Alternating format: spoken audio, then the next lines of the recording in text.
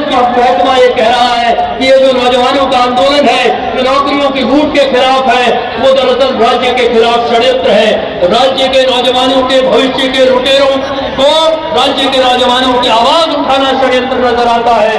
तो वहां ये लड़ाई चल रही है और इस लड़ाई के साथ पूरे देश के भीतर जो लोकतंत्र बचाने का सवाल है, पूरे देश में जो देश बचाने का नारा हमारी पार्टी ने दिया है, उस नारे के साथ उत्तराखंड के भीतर भी लोकतंत्र का सवाल, रोजगार का सवाल, न्याय का सवाल, विकास के मॉडल का सवाल बड़े सवाल के रूप में उभरा है। और इस लड़ाई को पूरे देश के भीतर जिस तरह कराया जा रहा है, हम लोग इस लड़ाई को, इस जनविरोधी सत्ता को, फांसीवादी सत्ता को उखाड़ फेंकेंगे। इस उम्मीद के साथ आप सभी को बहुत बहुत धन्यवाद। इंकलाब जिंदाबाद। बहुत बहुत धन्यवाद इंद्रेश जेटली जी। अब मैं आमंत्रित कर रहा हूं अखिल भारतीय खेत एवं ग्रामीण मजदूर सभा के राष्ट्रीय अध्यक्ष और सीवान के दलौली के विधायक सत्यदेव राम जी। सत्यदेव राम जी से आग्रह होगा या शेष वक्ताओं से भी आग्रह होगा कि संक्षिप्त में अपनी बातों को रखें।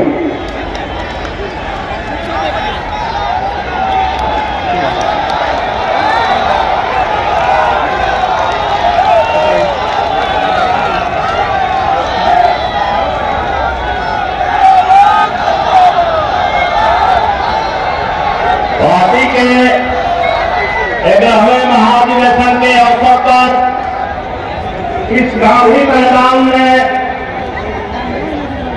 उमड़ा जन सैलाब और हमारी पार्टी के भाकपा माले के राष्ट्रीय महासचिव कांग्रेस दिवंगत सहित सभी लोगों को मैं भाकपा माले राज्य कमेटी के तरफ से क्रांतिकारी अभिवादन करता हूं, स्वागत करता हूं, इस्तकबाल करता हूं।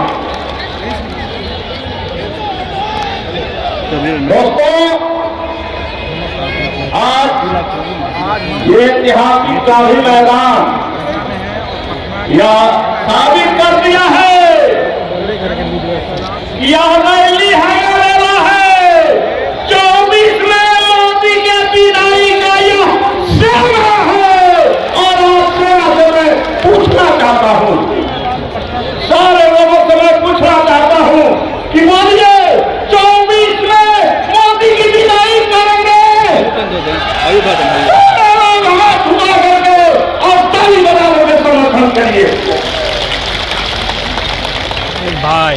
इसका भाव यही है कि हम मोदी की विदाई करेंगे। कारण कि ये मोदी सरकार देश के युवाओं के साथ किस तरह से खिलवाड़ कर रही है। आज ये उजला टोपी देख करके जो ये प्रेरक लोग जिनको मात्र 2000 रुपये पर नियुक्त किया गया था, लेकिन आज ये मोदी सरकार उसको ही बंद करके और इन लोगों को बाहर का रास्ता दिखा दिया है। देश कैसे चलेगा?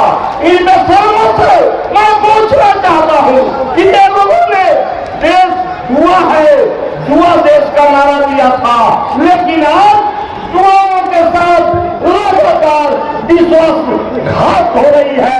जुआओं को ठगा जा रहा है।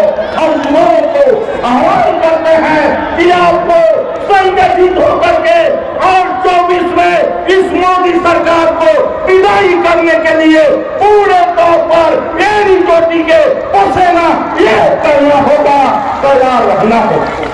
दोस्तों, मैं बिहार सरकार से भी कहना चाहता हूं कि आपने भी अपने घोषणा पत्र में प्रेमों की बात कही है।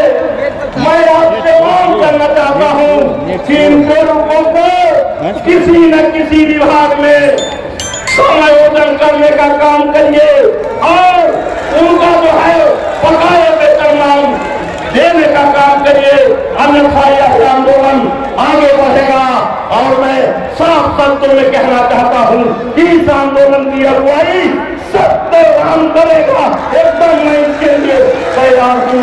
दोस्तों, इसी तरह से देश के सभी तबकों के साथ, चाहे वो डीलर हो, चाहे वो विकास मित्र हो, सबके साथ इस तरह से अन्याय किया जा रहा है।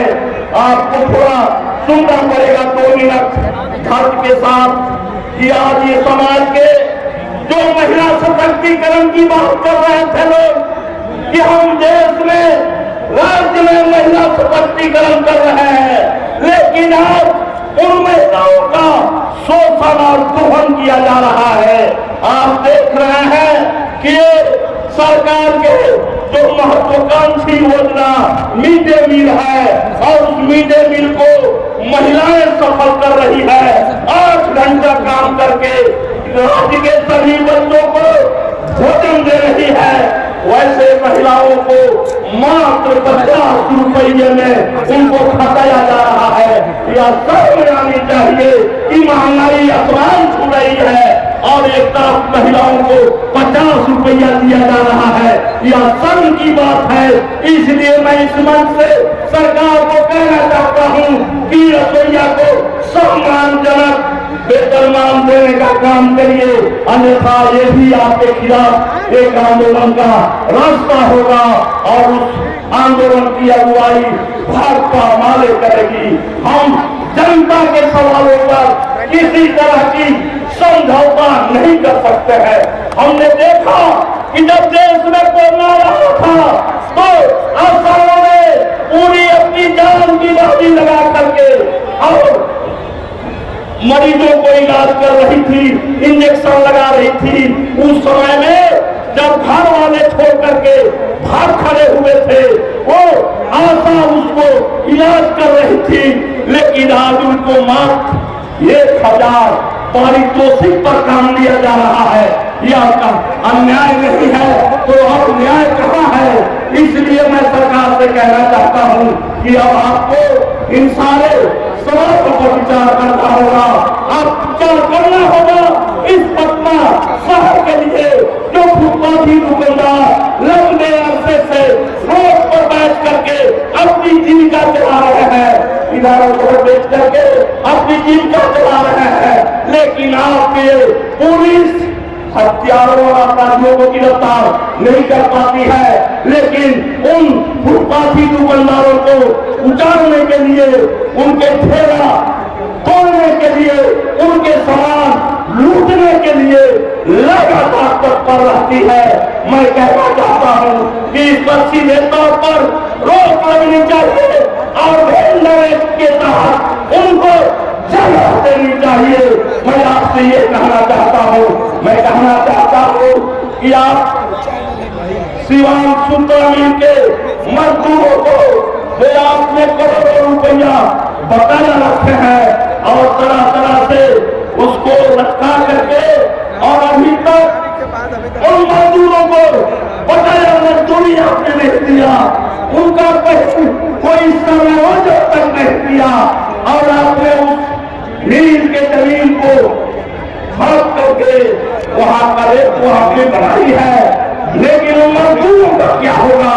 हम सरकार से कहना चाहते हैं कि आपको उन मजदूरों के बकाए राशि देनी होगी। साथ ही साथ हमने देखा गांव में और बिहार में ऐसे लोग हैं जिनको ये भू कहीं जमीन नहीं है, वो जहां बैठते हैं उसके नीचे की जमीन उनकी नहीं है और सरकार लफावी फाड़ रही है, झूठी घोषणाएं कर रही है, झूठा वादे कर रही है। हम इस मंच से कहना चाहते हैं कि उन तमाम जो भूमिहीन है, उन सारे भूमिहीनों को 5 डिसमिल जमीन और उस पर मकान देना पड़ेगा, नहीं तो ये आंदोलन हम और तेज करेंगे। हम विधानसभा में इस सवाल को लेकर के जाएंगे। हम बताना चाहते हैं कि आज बहुत पहले हमारी पार्टी ने पूरे बिहार के सर्वे किया था और सर्वे करके सरकार को बताने का काम किया था कि हम 1 से 2 घर में 8 से 10 परिवार जीवन बसर कर रहा है, जो वही आदमी का जीवन नहीं है, पशु का सरकार को दिए हैं, लेकिन सरकार अभी तक इस पर पहल नहीं की है। इसलिए हम सरकार से कहना चाहते हैं कि आप इस पर जल्द पहल करिए और हर परिवार को 5 में कम से कम जमीन देने की गारंटी करिए, वरना यहाँ से ये बातें हो रही है और सारे लोग ताली बजा करके समर्थन कर रहे हैं। हम इस सवाल को विधानसभा में भी लेकर जाएंगे और जब तक ये सारी मांगे जनता की सवालें सरकार हल नहीं करेगी तो हम निश्चित रूप से सरकार को समर्थन देते हैं, लेकिन सदन नहीं चलने देंगे। ये मैं आपसे कहना चाहता हूँ, आपसे वादा करता हूँ। इन्हीं बातों के साथ आप लोगों को इस आशा और उम्मीद के साथ कि अब आप तैयार होंगे कि अब जुमला नहीं, अब जुमला नहीं, रोजगार चाहिए और मोदी भाजपाइयों से जवाब चाहिए। इसके लिए आप सभी लोग आगे बढ़ेंगे, हम इसके लिए लड़ाई लड़ते रहेंगे। इन्हीं बातों के साथ आप लोगों का